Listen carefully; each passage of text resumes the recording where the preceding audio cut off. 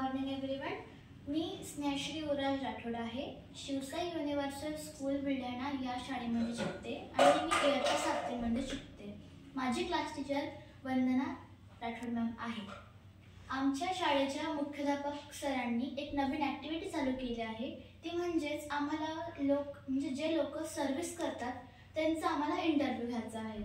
तर मी इकडे पोलीस डिपार्टमेंटच्या तळी सरांचा इंटरव्ह्यू घ्यायला आलेली आहे. चला आपण वेळ न घालता इंटरव्ह्यूला चालू करूया. नमस्कार सर. नमस्कार. मी स्नेहश्री युवराज राठोड आहे. क्लास 7 पासून आहे. तर मी इकडे इंटरव्ह्यू घ्यायला आलेली आहे. बरोबर. तर सगळ्यात पहिले मला तुम्ही परिचय द्या. माझं नाव प्रवीण देवकिसन तळी. माझं मूळ गाव हे अकोला जिल्हा आहे आणि तिथून मी इथं आलेला असून मी पोलीस डिपार्टमेंटमध्ये 2010 पासून कार्यरत आहे. तुम्ही या क्षेत्रात कोणत्या पोस्टवर लागलेले आहात? सुरुवातीला माझं सिलेक्शन या पोलीस खात्यात PSI म्हणजे पोलीस उपनिरीक्षक या पदावर झालं होतं आणि आता प्रमोशन होऊन मी सध्या पोलीस निरीक्षक या पदावर कार्यरत जिल्हा कास्ट व्हॅलिडिटी ऑफिस बुलढाणा येथे कार्यरत आहे. ठीक आहे. आणि तुम्ही या क्षेत्रात कधीपासून लागलेले आहात? माझा या क्षेत्रातील सेवेचा प्रवास हा 2010 पासून सुरुवात झालेली आहे. आणि तुमचा या क्षेत्रामध्ये कसा अनुभव आहे? या क्षेत्रामधील सेवा ही कठीण आहे.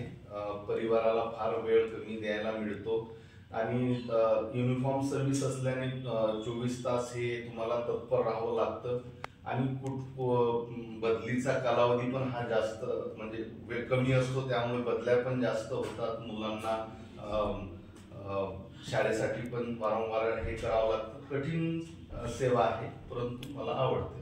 ठीक आहे. मग तुम्ही हाच क्षेत्र का बरं निवडला?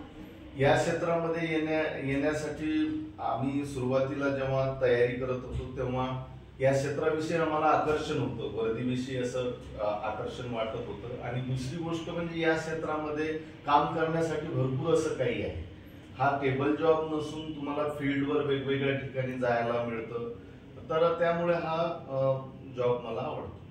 मग तुम्हाला काय वाटते की इंटरनेट तरुणांसाठी धोकादायक इंटरनेटच्या दुनियेमध्ये इंटरनेट धोकादायक आहे की चांगलं आहे? इंटरनेट ही दुधारी तलवार आहे. ती आपल्याला फायद्याची पण आहे. त्याच्याशिवाय आता आपण यावेळी मला तर असं वाटतं ती आपली मूलभूत गरज आहे, फंडामेंटल नीड आहे. त्याच्याशिवाय आपण आजकाल राहूच शकत नाही, परंतु ती तितकीच घातक सुद्धा आहे. आज जर आपण बघितलं तर सायबर जे इंटरनेट वापरून सायबर गुन्हे होतात त्या गुन्ह्यांचं प्रमाण अतिशय वाढलेलं आहे. लोक आता नवीन प्रकारच्या स्ट्रिक काढून नवीन प्रकारच्या हे देऊन सायबर गुन्हे करत आहेत. म्हणून ती तरुणांनी फार जाणीवपूर्वक वापरलं पाहिजे आणि जपून वापरलं पाहिजे. मग तुम्ही सध्याच्या काळामधल्या तरुणांना काय संदेश द्याल?